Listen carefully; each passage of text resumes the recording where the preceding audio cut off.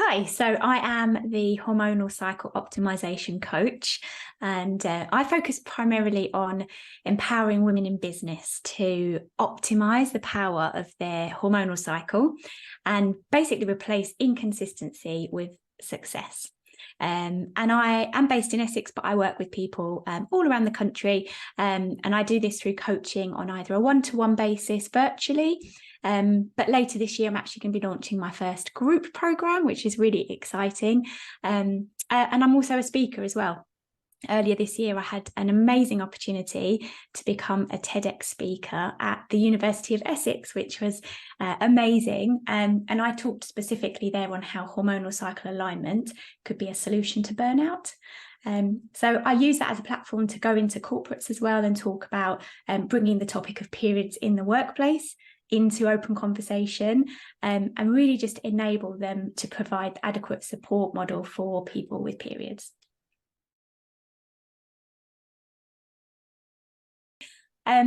But basically, the pandemic was a big turning point for me. I completely shifted my career. Pre-pandemic, I was a consultant in business change management, working in law firms and professional service firms in the city. And I enjoyed what I did, but it was hard work.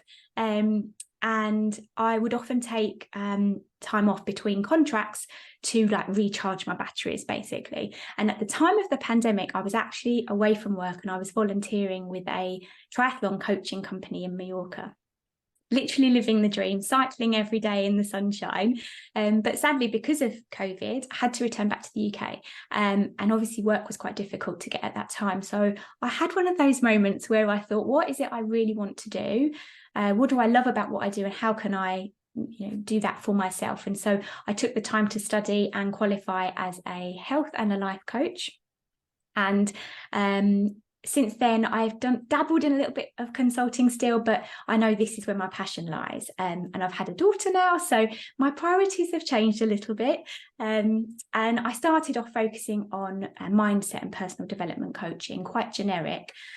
But I quickly saw a pattern where my clients were missing sessions or failing to achieve some of their goals. And it was always because of their hormonal cycle. And I'd learned a lot about hormonal cycle alignment on my personal journey. And I thought this was a great opportunity to be able to just help as many people as possible.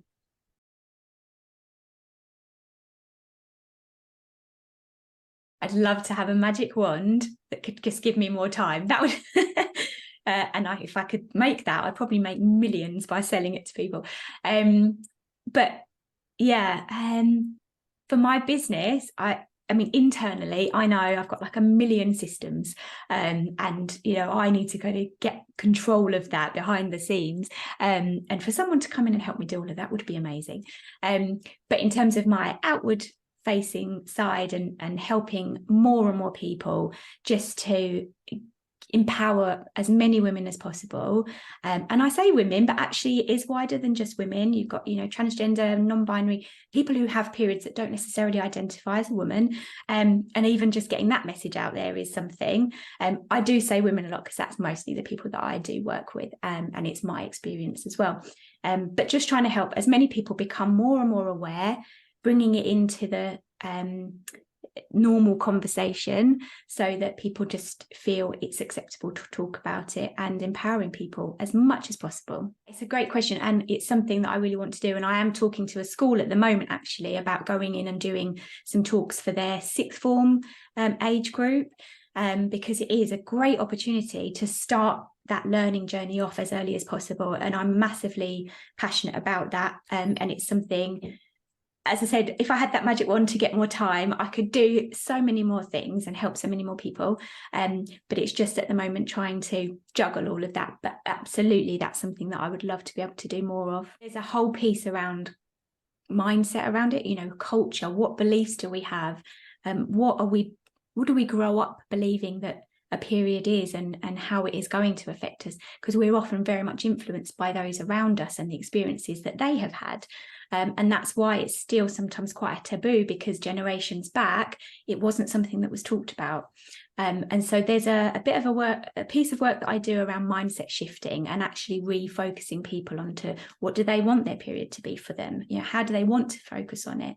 And that's quite early on in the process to start then looking at it quite differently.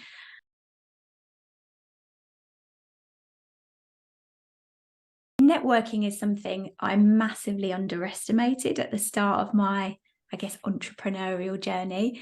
And what I've learned from that is the opportunity there to meet other businesswomen, to hear their struggles and realize that you're not on your own.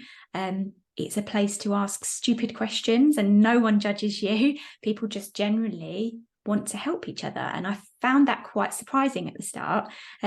My corporate background was very much about competition, and you don't share your ideas with other people, they might steal them. And it's not like that. Actually, everybody has a vested interest in helping each other, which is really, really heartwarming and lovely. Hearing other people's ideas does help you as well, just to refocus your own business. And actually, I mean, the opportunity for the TED Talk for me came about through networking. It wasn't something I had, I didn't realize it was going on at the University of Essex, right down the road. And somebody that I knew in a network messaged me and said, this would be right up your street. And from there on, I took the opportunity and ran with it. But I would never have known about it if it wasn't for networking. So it can just lead those opportunities to you without you even being aware that they're in the world.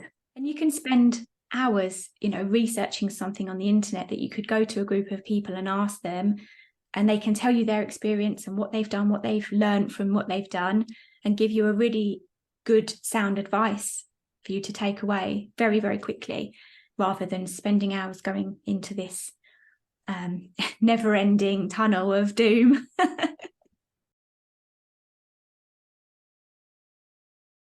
mean, definitely networking, as I said just now, that's been a massive priority for me now. And I've seen the benefit of that. Not something that I would have necessarily put a lot of effort into at the start, but that's changed for me.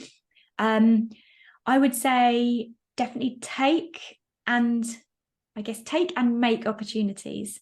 So take them when they're there, whether you think you can do them or not, just go for it. Certainly for the TED Talk for me, I actually didn't even think I would get accepted to go and speak. So, you just take that first step as applying and leave it and don't worry about it anymore. And then you get an interview. So you take that step and then, yes, they actually want you to go and speak, and your mind goes, whoa, can I do this?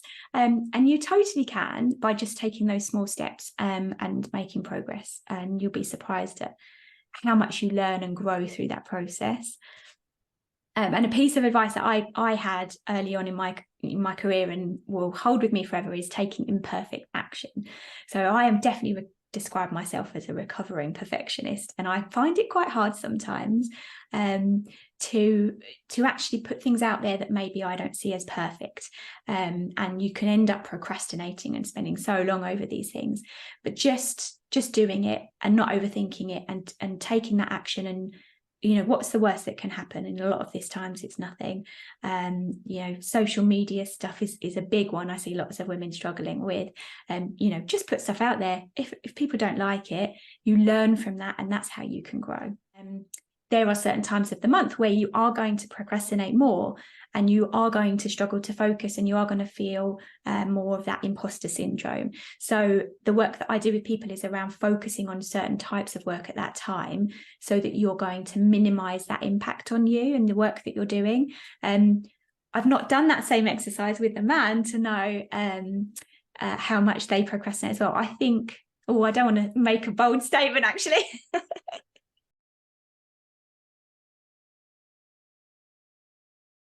This is actually a really hard question just to answer just with one name, because there's so many women that are doing such amazing work. But there's one woman that does stand out for me right now, and that's because I'm working with her. So I get to see how amazing she is. So Jen Lister, she is actually a business strategy coach based in Essex. And she's helping me to basically cut through all of this noise in my head of all of these ideas that I've got, and helping me to get really clear on what my strategy is and how I'm going to deliver it. But she also runs a networking group as well with Linda from Bun in the Oven. There, I've kind of dropped 2 names in, sorry. But they run a networking group as well. So yeah, she's just amazing, Jen. And she's got a podcast, and she's smashing her own business. So yeah, she definitely needs a shout out.